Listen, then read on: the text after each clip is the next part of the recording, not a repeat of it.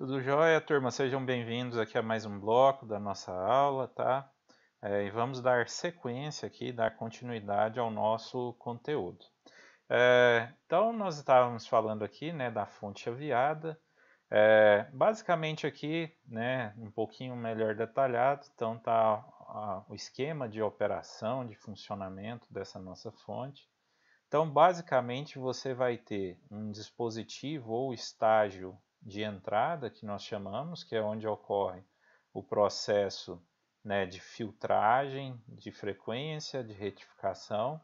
E aí depois você tem um segundo estágio, que seria o estágio de saída, né, que é onde ocorre a entrega, né, a filtragem do sinal de saída e a parte de controle, tá? E aí aqui no meio, conectando essa entrada e essa saída, o conversor, tá? Que aí nós vamos ver aqui na sequência, né? Os tipos de conversor que existem, né? Geralmente a gente fala muito em conversor DC-DC, tá? Que são alguns tipos aqui que a gente vai ver na sequência. Bom, pessoal, então, mas o que é um conversor, né? O conversor, ele é nada mais nada menos que um dispositivo que converte valores de um sistema para o outro, tá? Por exemplo, conversor analógico digital. O que ele faz? Ele pega um sinal analógico e converte em um sinal digital. É muito comum você falar em conversor analógico digital na área da ciência da computação, né? Você faz isso o tempo inteiro com sinal de telefonia, com sinal de sensores, com sinais de periféricos, de máquinas, né? Então você está utilizando o tempo todo ali conversores analógicos digitais, tá? No caso aqui em questão, esse conversor nosso é um conversor de energia, tá? E ele pode ser aplicado em diferentes aplicações, né? Um circuito receptor, um conversor de frequência, conversor de eletrônica de potência, filtro passa-baixa, fonte chaveada, medidores, fontes de onda quadrada, dispositivo soft start, inversor de frequência e por aí vai. Então, a ampla gama de aplicação, tá?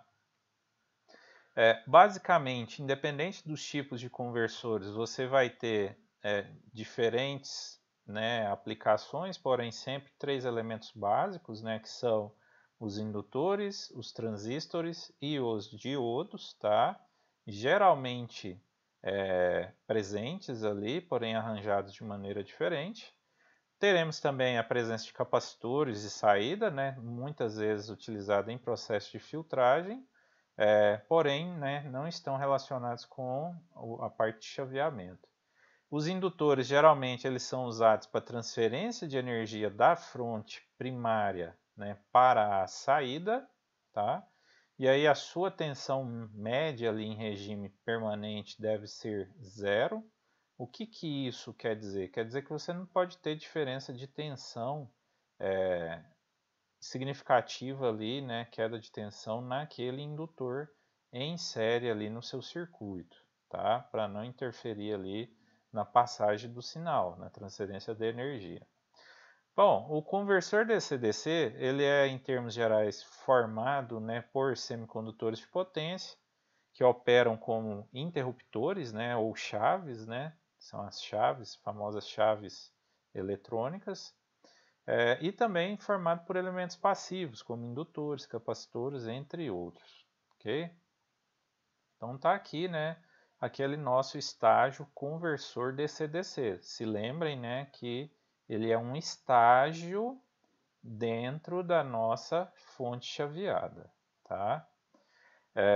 Então, por esse motivo, no caso aqui, eu posso trabalhar com um conversor DC-DC, porque a minha entrada, que era alternada, já foi convertida em contínua. Então, eu parto do pressuposto que você tem uma tensão contínua e que você pretende manter uma tensão contínua na saída. Porém, o grande diferencial vai estar no quê?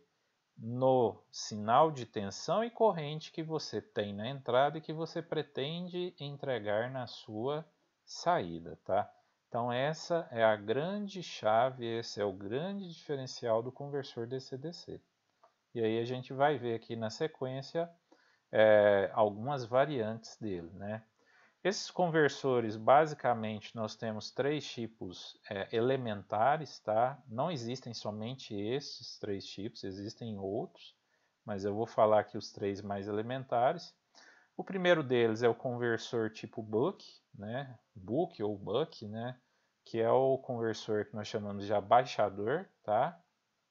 Então, basicamente, ele faz, né? Ele pega o sinal DC ou CC, né? E converte em sinal DC ou CC. Porém, ele faz isso reduzindo a tensão. E aí entra aquela regrinha, né, que a potência da entrada deve ser igual à potência da saída, logo o VI da entrada tem que ser igual ao VI da saída. Se você diminui a tensão da saída, naturalmente você consegue entregar o quê? Uma maior corrente na saída. E aí, né, dá a impressão que está acontecendo uma mágica. Imagina, você tem lá uma corrente de 1 ampere na entrada, de repente você está entregando 3, 4 amperes na saída. Você fez uma mágica ali? Não, na verdade você não faz mágica. Na verdade você está trabalhando com a física. Para você entregar maior corrente, você basta reduzir a tensão, né? Se você quer entregar menor corrente, se você está pensando em ter menores perdas, basta você entregar uma maior tensão. E por aí vai, tá? Então, ele parte desse conceito. Sempre lembrando que a potência, né, que você quer que a potência da saída seja o mais próximo possível da potência da entrada, obviamente descontando as perdas, né? Bom, os conversores Book, então, eles são utilizados, por exemplo, para redução da tensão de baterias de laptop, 12 ou 24 volts, tá? Então você pode ter uma entrada de tensão ali, uma fonte de alimentação em 12 ou 24 volts, e aí você pode derrubar essa tensão para 5 volts, 8 volts, 9 volts, né? Para a tensão que você deseja atender aquele processo de carga daquela bateria. Isso é só um exemplo, né? Aqui está a configuração dessa fonte tipo book, tá?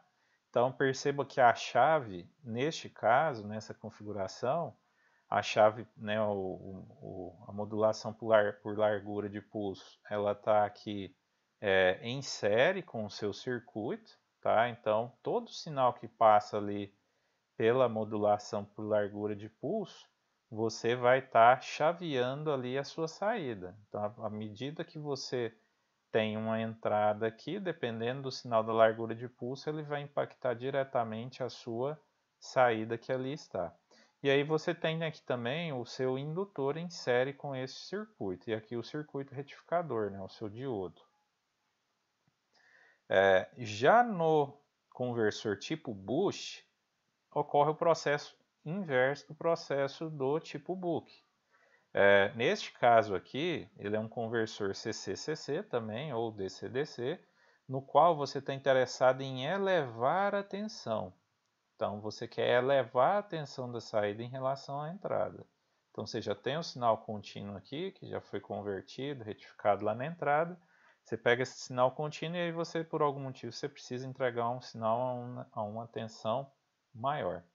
Com isso, naturalmente, não existe mágica, você tem potência da saída aproximadamente igual à da entrada, descontadas as perdas. Logo, se você quer entregar um sinal de tensão maior, você vai precisar fornecer uma corrente menor para o circuito, tá? Então, geralmente acontece dessa forma. E aí os conversores Bush, né, eles são utilizados, né, portanto, como elevadores de tensão em fontes de alimentação, tá? Para diversas aplicações, por exemplo, acionamento de motores, interconexão entre painéis fotovoltaicos e barramentos CC, dentre outros, tá? E aí percebam que aqui neste caso você tem uma mudança de configuração. Você vê que é o inverso. Aqui a sua chave, né, modulada por sinal PWM, ela não está mais em série com o circuito, ela está em paralelo, tá? E aí, ao estar aqui em paralelo, quando você chavear aqui, ora você vai ter a passagem de corrente aqui, ora você não vai ter. Consequentemente, você consegue, quando você tem ou não passagem, você vai ter ou não queda de tensão aqui no seu circuito. E sempre que você tem queda de tensão, você consegue o quê? impactar no sinal da tensão. Você consegue, por exemplo, controlar o sinal de tensão. No caso aqui para mais, tá? Aqui a presença do diodo, perceba que o diodo no circuito anterior estava em paralelo, agora aqui ele está em série, né? E aqui o nosso indutor aqui que faz o processo de filtragem, tá? Bom, pessoal, existe um terceiro variante aqui desse nosso circuito, tá? Que é o circuito famoso flyback ou buck boost, tá? Este circuito flyback ou buck boost, ele na verdade ele vai fazer uma comparação, né, ou uma combinação do circuito buck com o circuito boost. Só que aqui por um motivo, né, de falha eu acabei colando aqui o circuito errado, tá? Eu vou fazer a correção aqui do circuito. Aqui no meio da gravação mesmo, e daqui a pouco eu retorno aqui para a gente retomar essa questão deste nosso circuito. Melhor dizendo, eu aguardo vocês no próximo bloco, tá? E aí no próximo bloco eu já vou estar aqui com o circuito corrigido. Até lá!